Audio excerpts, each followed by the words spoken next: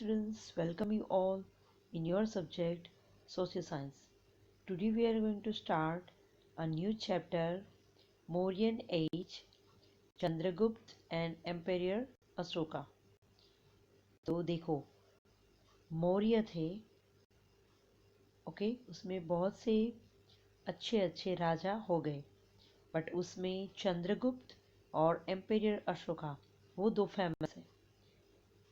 क्यों फेमस है हम देखते हैं चैप्टर में।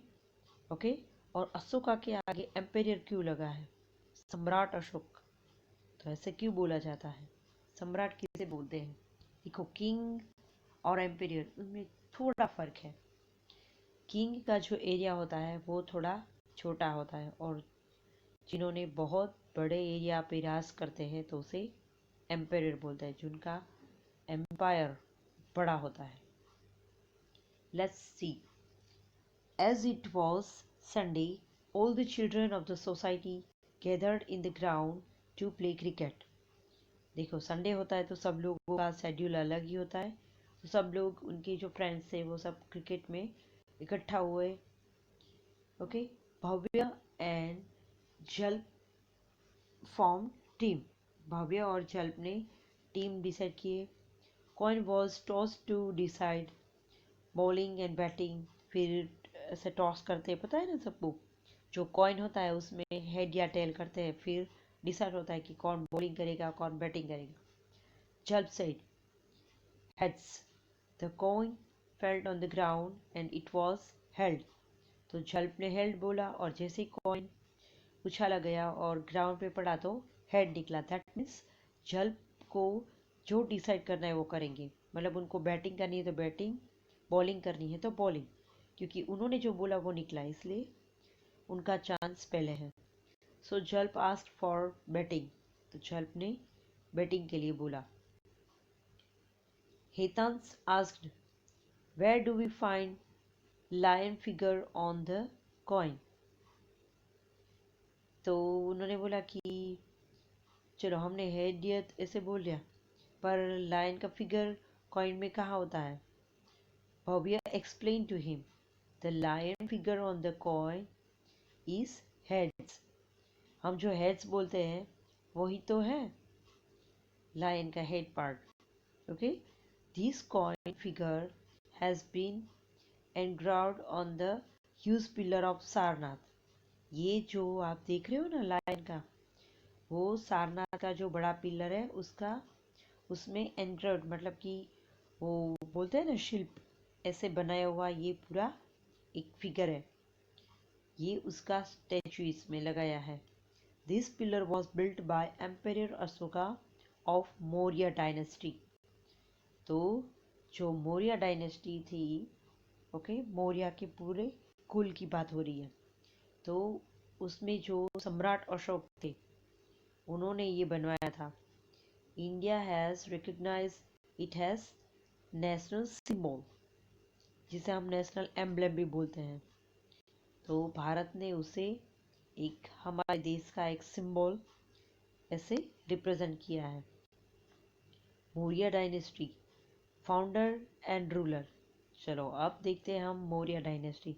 अब बात चली है तो उनके बारे में पूरी डिटेल इंफॉर्मेशन कलेक्ट करते हैं। स्टूडेंट्स, चलो कि कौन उनके फाउंडर थे, मतलब मौर्य डायनेस्टी कहाँ से स्टार्ट हुआ और उनके जो रूलर्स थे कौन कौन थे।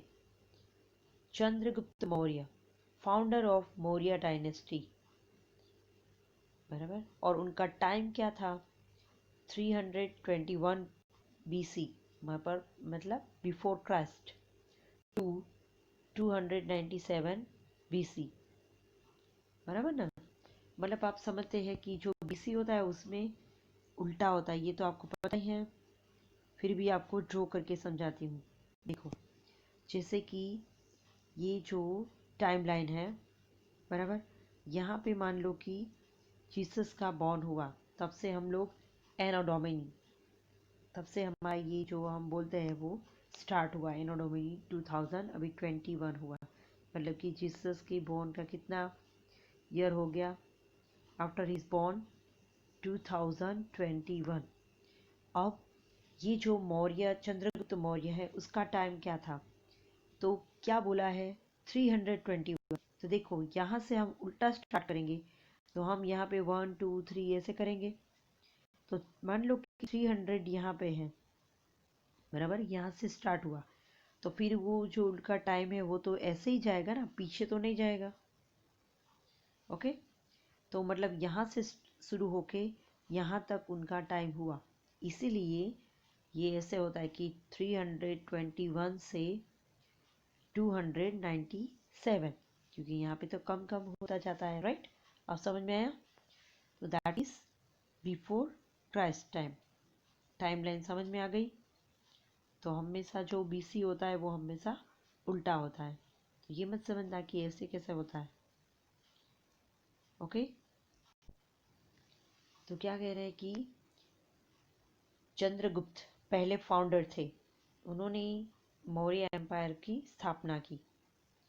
सो Chandragupta played the game of king in his childhood.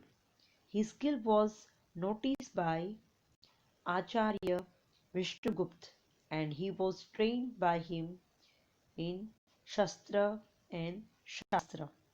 देखो, चंद्रगुप्त अपने चाइल्डहुड में किंग किंग वो खेलते थे। हम लोग नहीं खेलते राजा राजा या तो पुलिस पुलिस, कभी आप बच्चे खेलते हैं ना, तो वैसे वो अपने चाइल्डहुड में एक किंग की तरह है, वो किंग बने थे और वो प्ले कर रहे थे, ऐसे गेम प्ले कर रहे थे। तभी एक इंसान ने उनको देख लिया, मतलब उनकी स्किल के बारे में, कि ये तो अगर किंग बनेगा तो बहुत कुछ हो सकता है, मतलब इसमें कुछ पोटेंशियल है। ओके, तो वो थे आचार्य विष्णुगुप्त। याद रखना, आचार्य विष्णुगुप्त। फिर उन्होंने चंद्रगुप्त को ट्रेन किया। ओके, किसमें ट्रेनिंग दी, तो शस्त्र एंड शास्त्र, मतलब कि जो पुराणों का ज्ञान भी दिया, और जो वेपन्स उनके साथ खेलना, मतलब शस्त्र विद्या, वो भी उन्होंने दी। Chandragupta Maurya with the help and guidance of Chanakya defeated last emperor of Nanda dynasty. देखो, तो चाणक्य जो आचार्य विष्णुगुप्त है ना, वो चाणक्य के नाम से फेमस थे, आगे जाके वो चाणक्य ही बोले, बराबर। तो चाणक्य की हेल्प से चंद्रगुप्त जो थे, उन्होंने एक पूरी जो एक डायनेस्टी थी, जब से पूरा एक कुल की परंपरा आ रही थी, उसे पूरा खत्म कर दिया। एक जो वंश था, डायनेस्टी मतलब पूरा एक वंश, कि किंग उसके बेटे, तो उसमें जो नंद वंश था, ओके, उनके राजा को उन्होंने हराया, और वो थे धनानंद। नंद वंश के जो लास्ट किंग थे उनका नाम क्या था, धनानंद। तो धनानंद को उन्होंने हराया था। ओके, और फिर वो मौर्य डायनेस्टी वहां से स्टार्ट हुई। तो उनके फाउंडर कौन हुए, चंद्रगुप्त। ओके, वैसे स्टोरी ये है कि धनानंद की जो उनका जो कॉर्टियर था ना, कॉर्टियर मतलब कि दरबार, तो उनके जो दरबार में ये जो चाणक्य थे वो वहीं पे थे, आचार्य विष्णुगुप्त उनके एडवाइजर थे। पर एक बार चाणक्य की बात से वो सहमत नहीं हुए, कौन, किंग धनानंद। तो इसलिए धनानंद ने उनका बहुत अपमान किया। तो वहां से वो विष्णुगुप्त मतलब कि चाणक्य वहां से निकल गया, और उन्होंने डिसाइड किया कि अब मैं ऐसा किंग ढूंढ के लाऊंगा, और इस धनानंद का जो अभिमान है वो उसे ब्रेक करूंगा और उसे हराऊंगा। इसीलिए वो ऐसे गुस्से से बाहर निकल गए, उन्होंने नंद डायनेस्टी को छोड़ दिया, बराबर, वरना वो उनके दरबार में ही थे, उनके एक मंत्री की तरह, मिनिस्ट्री की तरह वो वर्क करते थे, उनकी उनकी एडवाइजर थे, वो उनके एडवाइजर थे। तो फिर उन्होंने चंद्रगुप्त को तैयार किया और फिर धनानंद को हराया। धनानंद इन 321 BC and took the throne of Magध and founded Maurya वंश। उनका एरिया कौन सा था? मगध, बराबर। तो उनको मगध से बाहर किया गया और वहां पे मौर्य वंश स्टार्ट हुआ। Chandragupta got full benefit of Chanakya skill in politics and administration. देखो, चाणक्य थे वो बहुत समझदार थे राजनीति शास्त्र में और एडमिनिस्ट्रेशन वर्क, मतलब कि पूरा जो वहीवट था वो भी काम वो अच्छे से संभालते थे, उनको अच्छे से एडवाइस करते थे। तो चंद्रगुप्त हमेशा मतलब उनकी एडवाइस से भी सब कुछ करते थे।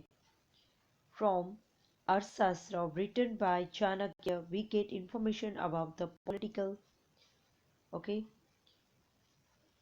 political, economical and social life of people of that time।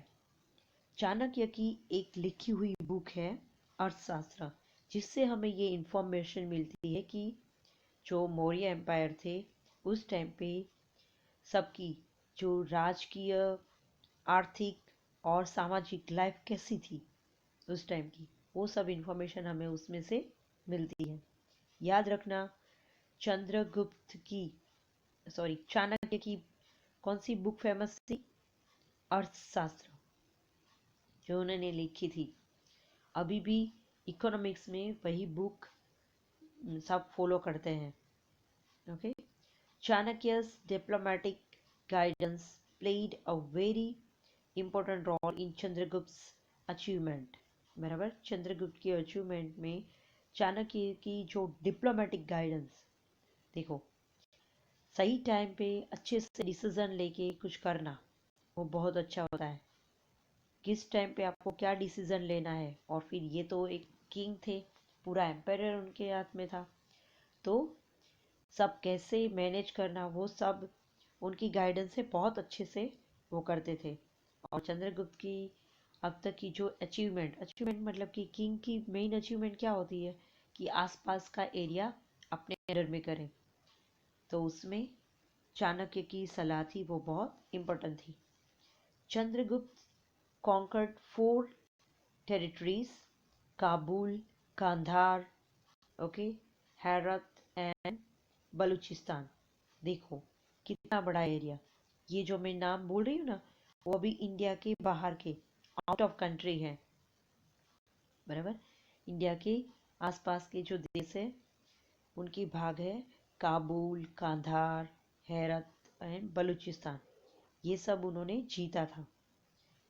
After defeated Greek king Seleucus Nicator, being impressed by Chandragupt's bravery, Seleucus married his daughter Helena with Chandragupta and sent his ambassador Megasthenes to his court। देखो, चंद्रगुप्त के court में एक, देखो उन्होंने 4 area जीते। उस time पे एक ग्रीक किंग थे सेल्यूकस निकेटर, वो भी बहुत ग्रेट थे। हाँ, तो वो चंद्रगुप्त से इतने इंस्पायर हुए, मतलब इम्प्रेस हुए, बराबर, इम्प्रेस हुए कि ये तो सच में बड़ा, मतलब बहुत ब्रेव, बहुत बहादुर किंग है। इसलिए उन्होंने अपनी बेटी हेलेना की शादी किससे की? चंद्रगुप्त से। और चंद्रगुप्त के दरबार में, उनके कोर्ट में किससे रखा? अपने एम्बेसडर मेगस्थनीस को वहां पे रखा, क्योंकि अब तो उनके साथ रिश्ता जुड़ गया, तो वो रख सकते हैं। तो वहां पे मेगस्थनीस को, याद रखना, ग्रीक किंग सेल्यूकस निकेटर, उनकी डॉटर हेलेना और उनके एम्बेसडर मतलब कि आपके देश के या तो आपके राज्य की तरफ से जो दूसरी कंट्री में या रहते हैं उसे एम्बेसडर बोलते हैं। हमारे इंडिया के कुछ एम्बेसडर्स अलग अलग कंट्री में है। कभी कभी आप न्यूज़ अगर रीड करो तो आपको समझ में आएगा। ओके, टीवी में जो न्यूज़ आते हैं कि हमारे का रशिया में हमारे एम्बेसडर कौन है, इंग्लैंड में हमारे एम्बेसडर कौन है, तो वो हमारे देश को रिप्रेजेंट करते हैं और वहाँ के जो लोग हैं उनको हेल्प करते हैं। तो ऐसे अपने एम्बेसडर मेगस्थनीस को उनके दरबार में रखा। During his stay in Pataliputra, Okay, Megasthenes wrote a book, Indica, which provides important and basic information about the capital of administration of Magadh empire. देखो उनका जो एम्पायर था, एरिया था, वो मगध था। तो मगध में उस टाइम पे मगध का कैपिटल क्या था? पाटलिपुत्र। ओके, पाटलिपुत्र अभी जो बिहार में है वो। तो ऑब्वियस है, तो मगध वो उसी एरिया का एक पार्ट है। तो उस टाइम का कैपिटल वो था। और ये सब इंफॉर्मेशन हमें मेगास्थनीज की लिखी हुई बुक इंडिका, उसमें हमें ये इंफॉर्मेशन मिलती है। चलो, एक्सटेंशन ऑफ स्टेट, अपने राज्य का विस्तार कैसे बढ़ाना है। Chandragupta try to establish a sovereign power, okay, cover wall of India by spreading his authority with the valor and diplomacy of Chaнаक्यस in other region of India। बराबर। तो मेन उनका एम क्या था कि भारत के बाकी जो रीजन है उसमें भी उनका शासन चले और सबको अपने अंडर में ले ले, क्योंकि वो बहुत पावरफुल थे। ओके, तो सबको अपने अंडर में ले ले। और उसके लिए चाणक्य की जो डिप्लोमेसी, ओके, डिप्लोमेसी मतलब कि एक बुद्धिमत्ता होती है ना, मतलब अलग जो उनका दिमाग चलता है कि आप ऐसे करोगे, ऐसे इस किस टाइम पे किस पे अटैक करना है, वो सब।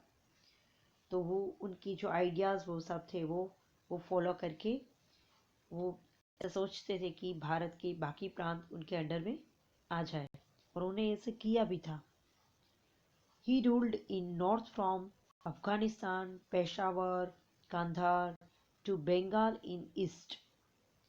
कहाँ से कहाँ तक का एरिया था? देखो, हम जो बोल रहे हैं अफगानिस्तान वो सब, तो इंडिया की नॉर्थ साइड में वो कंट्री आते हैं।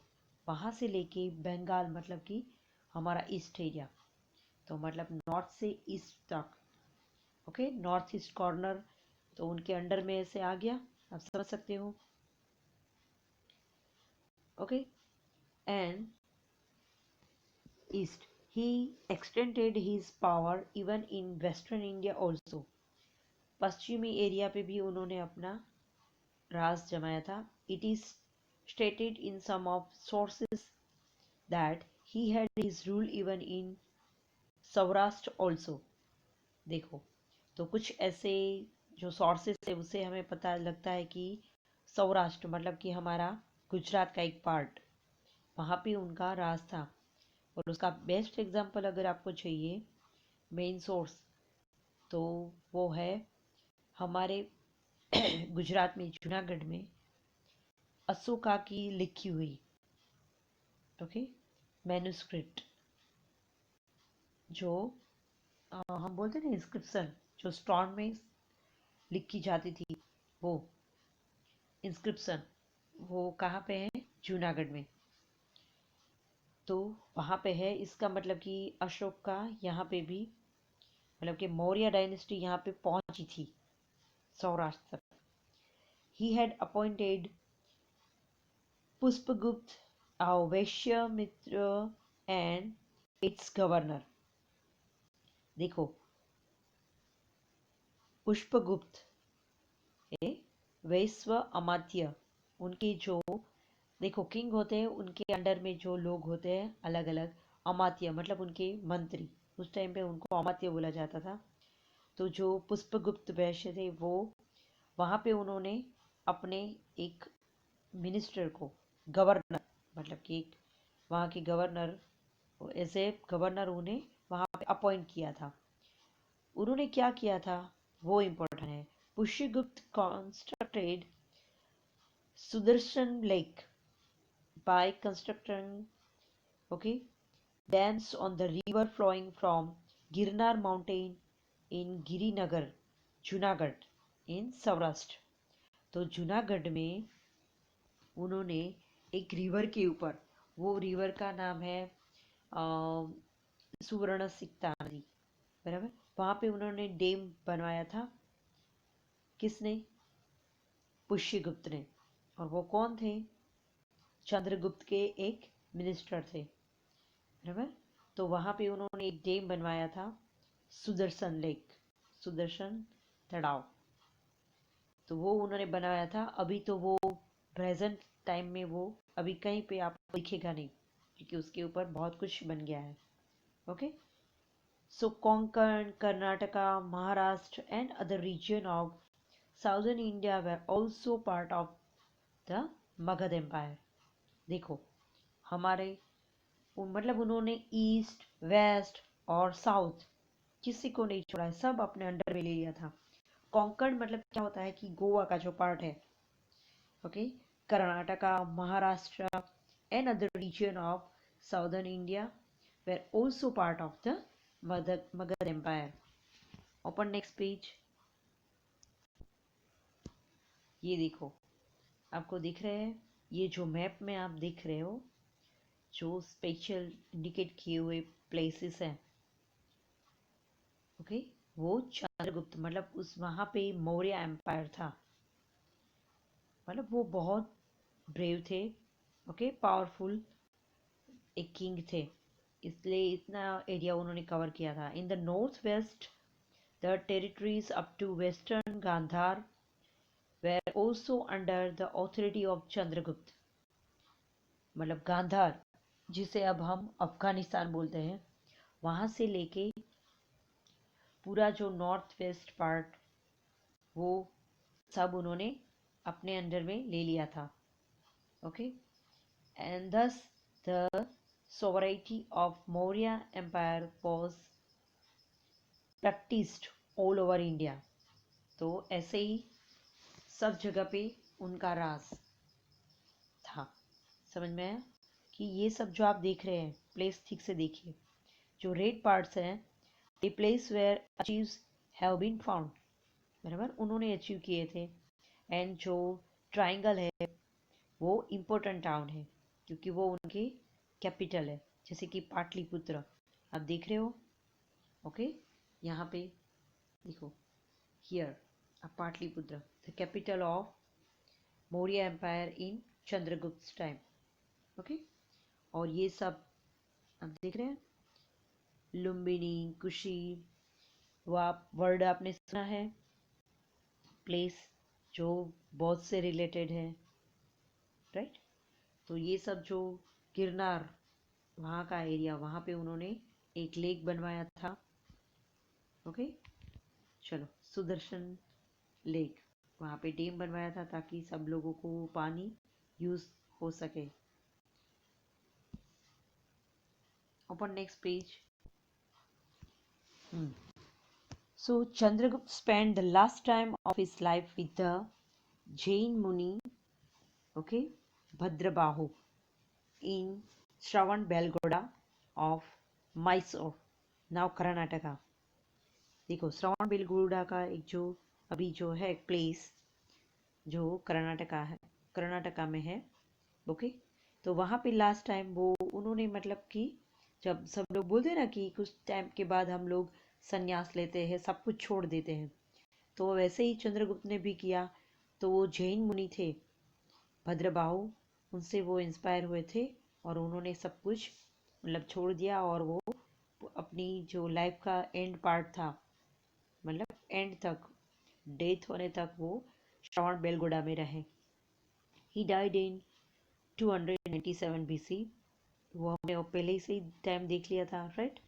Description about the Chandragupta 24 years rule over state and the his adoption of the Jainism in the last years of his life he found in Jain Puranas। बराबर, तो उनकी जो इंफॉर्मेशन वो सब जैन की बुक में हमें मिलती है। और देखो, उन्होंने जब पूरा 24 साल उनका रूल वगैरह सब चला, तब तक उन्होंने ये से राज किया और कितने एरिया कवर किए, मतलब ही वॉज ग्रेट किंग, हम ये बोल सकते हैं, right. The history before established of Maurya dynasty in India is called pre history. बराबर। तो मौर्य की पहले की जो हिस्ट्री है उसे हम प्री हिस्ट्री, प्राग ऐतिहासिक बोलते हैं। मतलब कि ऐतिहासिक स्टार्ट हुआ उससे पहले। क्यों? बिकॉज उससे पहले जो कुछ भी था वो कुछ लिखा हुआ ऐसे नहीं था, तो हमें ऐसे कुछ इंफॉर्मेशन पहले नहीं मिलती थी, इसलिए हमें उसे प्री हिस्ट्री बोलते हैं, उससे पहले का part. The exact and supporting information of Maurya dynasty is available from the various sources। तो मौर्य डायनेस्टी की जो ये इंफॉर्मेशन है उसके बहुत से अलग अलग सोर्सेस हैं। The Mauryan empire established by Chandragupta Maurya with the help of Vishnugupta, जिसे बोलते हैं हम Chanakya, is said to the first historical empire of India। तो उस टाइम का जो महान राज्य था भारत का वो कौन सा था? मौर्य एम्पायर। ओके, चलो। Sources providing information about the Maurya dynasty, कौन कौन से सोर्सेस है? फर्स्ट, अर्थशास्त्र, किसने लिखा था? आचार्य विष्णुगुप्त, मतलब कि चाणक्य। उसे कौटिल्य भी बोलते हैं। देखो, चाणक्य, कौटिल्य, विष्णुगुप्त, सब नाम याद रखना। इंडिका किसने लिखा है? मेगस्थनीज। कौन थे वो? Ambassador of Seleucus Nicator. And Dipavamsa and Mahavamsa. Dipavamsa और महावंश की जो बुक थी वो बराबर बुद्धिस्ट टेक्स्ट, मतलब कि बुद्धा की जो बुक थी सेलोन, वहाँ से हमें ये इंफॉर्मेशन मिलती है। कुछ बीच में जो गुप्त जो वंश आ गए थे, दीपवंश और महावंश, वो सब उनके बारे में इंफॉर्मेशन। मुद्रा राक्षस एक बुक का नाम है। ओके, एक नाटक है, ड्रामा, मतलब पूरी एक बुक है मुद्रा राक्षस। किसने लिखा है वो? विशाख दत्त। नाम याद रखना, विशाख दत्त। उसमें भी ये सब इंफॉर्मेशन हमें कलेक्ट होती है, मतलब मौर्य डायनेस्टी की सब इंफॉर्मेशन इसमें, ये सब जो हमने ऊपर देखा ये रिटर्न सब इंफॉर्मेशन है, इसलिए हमें इजीली सब मतलब बिलीव कर सकते हैं कि ये राइट इंफॉर्मेशन है। In addition to this, historical information is also obtain from the stone inscription, pillar inscription and cave inscription, stupa and viharas etc। बराबर। तो मतलब कि उस टाइम के कुछ जो पत्थरों में लिखावट, पिलर में कुछ लिखावट, उनकी जो कैव्स मतलब कि गुफाएं थे, स्तूपा, उसमें वो जो लिखा हुआ है, और विहारास जहाँ पे वो लोग रहते थे, बुद्धिज्म, पता है ना, बुद्धिस्ट जहाँ पे रहते हैं उसे विहारास बोलते हैं। तो ऐसी जगह पे ये सब लिखा हुआ, कार्विंग किया हुआ है, तो वो इंफॉर्मेशन हमें वहाँ से मिलती है। First, in the current time, if you want to find the information about the person, okay, think to place, how would you get it? तो आपको ये इंफॉर्मेशन कहाँ से मिलेगी? ऑब्वियस है, उनकी जो बुक है वो ऐसे ही हमें तो नहीं मिल जाएगी, हम बाहर जाके बोलेंगे बुक स्टोर में कि भाई इंडिका बुक दे दो। नहीं, ऐसे नहीं मिलती, उनकी म्यूजियम में वो सब होता है, तो वहाँ से फिर अलग अलग लोग अपनी वो बुक के ऊपर से अपनी हिस्ट्री के बारे में सब कुछ लिखते हैं, फिर हम वो बुक्स रीड करके हम इंफॉर्मेशन कलेक्ट कर सकते हैं। या तो म्यूजियम में उनकी कुछ चीज़ें रखी हुई हो वो आप देख सकते हैं। ग्रांड ट्रंक रोड बहुत इंपॉर्टेंट है, ध्यान से सुनना। ग्रांड ट्रंक रोड क्यों बोला है? It is the oldest longest road in the Asian continent. Asia का बड़ा, सबसे पुराना और सबसे लंबा एक पूरा रोड है जिसे ग्रांड ट्रंक रोड नाम दिया गया है।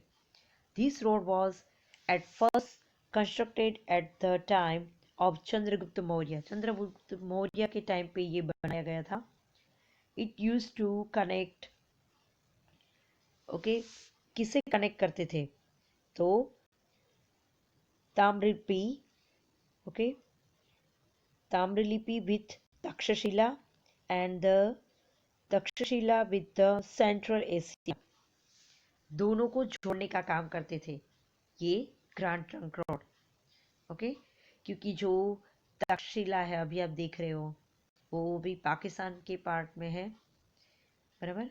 वहाँ से लेके सेंट्रल एशिया, मतलब कि हमारी इंडिया वो सब है, कहाँ पे आता है तो बाजू में जो बाद में सब जो कंट्रीज है अभी वो सेंट्रल एशिया का पार्ट है, तो उनको जोड़ने का काम ये रोड करता था। At the time this road extended from the Ganges plains of to Gandhara, तो मतलब कि गंगा की जो मैदान है वहाँ से लेके गांधार तक वो उसे जोड़ता था। मतलब अभी आप बोले ना तो आपको पता चल जाएगा, मतलब कि हमारा जो यूपी है, यूपी बिहार वो सब एरिया है वो कहाँ पे है, गंगा प्लेन्स, गंगा के मैदान में। The road was rebuilt during the reign सुरशेन सूरी शेरशाह सूरी, सॉरी, शेरशाह सूरी। याद रखना वो रोड को फिर से किसने बनाया, शेरशाह सूरी ने। During British rule, okay, Dalhousie rebuilt the road from Kolkata to Peshawar. Peshawar मतलब कि अभी पाकिस्तान का पार्ट, और कोलकाता मतलब कि हमारा वेस्ट बंगाल। तो देखो ये ग्रैंड ट्रंक रोड 3 लोगों के द्वारा बनाया गया। पहले तो फर्स्ट किसने बनवाया था, मौर्य डायनेस्टी में, बराबर, चंद्रगुप्त के टाइम पे वो बना था। फिर उसे शेरशाह सूरी ने उसे फिर से रिबिल्ड किया। फिर उसके बाद ब्रिटिशर्स आए तो उसमें जो डेलहौसी थे उन्होंने उसे फिर से बनवाया। कहाँ तक, कोलकाता से पेशावर, मतलब कि भारत से लेके पाकिस्तान तक। At present this road is known as the national highway from Delhi to Calcutta.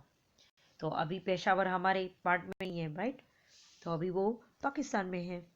तो इंडिया में वो ये अभी ग्रैंड ट्रंक रोड कहाँ से कहाँ तक का है, दिल्ली से लेके कलकत्ता तक, और उसका नाम क्या है, नेशनल हाईवे।